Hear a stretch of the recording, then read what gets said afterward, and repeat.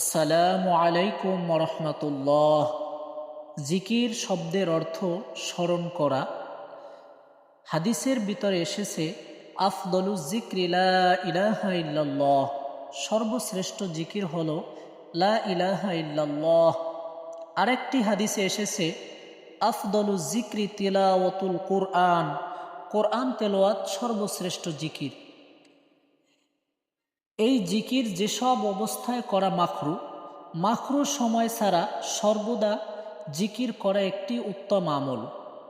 আজকে আমরা জানব যেসব অবস্থায় জিকির করা মাকরু। 1 নম্বরে পেশাব পায়খানা করার সময় জিকির করা মাকরু। 2 নম্বরে সহবাস করার সময় জিকির করা মাকরু। 3 নম্বরে খতিব সাহেব যখন খুতবা পাঠ করবেন এই খুতবা চলাকালীন সময় জিকির করা মাকরুহ।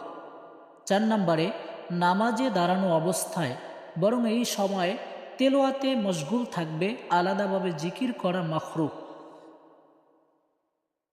5 নম্বরে তন্দ্রাচ্ছন্ন অবস্থায়, অর্থাৎ একেবারে জাগ্রত অবস্থায়ও না, আবার একেবারে ঘুমানো অবস্থায়ও না, মাঝামাঝি একটা ঝিমুনি ভাব থাকা, এই অবস্থায় জিকির করা মাকরুহ।